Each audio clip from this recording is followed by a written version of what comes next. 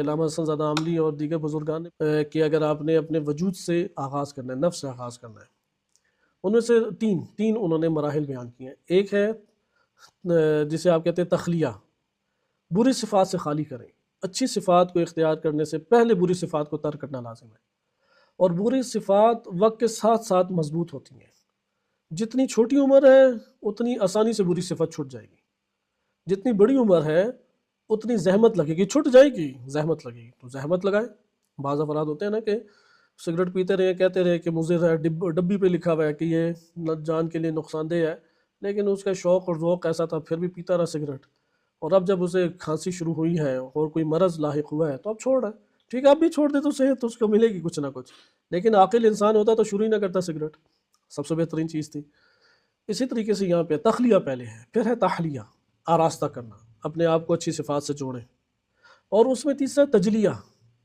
تجلیہ یہ ہے کہ اپنے بدن کو آپ مضبوط اس طور پہ بنائیں کہ آپ کے مزاج میں اعتدال ہونا چاہیے۔ تجلیہ کسے کہتے ہیں؟ مزاج میں اعتدال کا آ جانا، چونکہ جتنے امراض لگتے ہیں وہ جو جسمانی مزاج ہیں ان کے اوپر نیچے ہونے سے لگتے ہیں۔ آج کی میڈیکل کسی اور طرح سے اسے دیکھتی ہے، لیکن پرانی جو طبی طبابت تھی وہ اس کو اس اعتبار سے دیکھتی تھی کہ انسان میں 4 مزاج ہیں، مثلا دموی ہے، خون کی کثرت ہے۔ اگر خون کی کثرت ہو تو انسان میں شہوات غالب رہتی ہیں، خصوصاً جنسی شہوات کی طرف نفس مائل رہتا ہے، اس لیے اس کا کسی حد تک حجامت حل ہے، لیکن اصل حل یہی کہ اپنے عناصر کو نیچے لائے ادویات کا استعمال کر کے۔ بعض ہیں بلغمی ان کا مزاج ہے، بعض جو ہے ان کا سودا ہے، صحیح ہے، بعض میں صفرا ہے۔ یہ 4 مزاج ہیں۔ یہ مزاج اگر معتدل ہو تو بدن بہت اندر سے قوت رکھتا ہے، باہر سے بالکل دبلا پتلا نظر آئے۔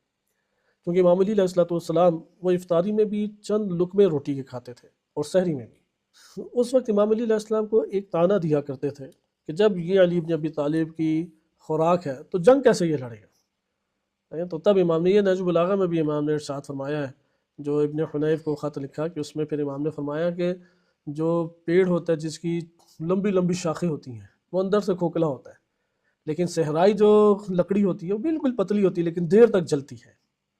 صحرائی لکڑی بہت مضبوط اور قوی ہوتی ہے، اور یہ جو پیڑ ہوتے ہیں ان کے تنے وہ اتنے مضبوط نہیں ہوتے۔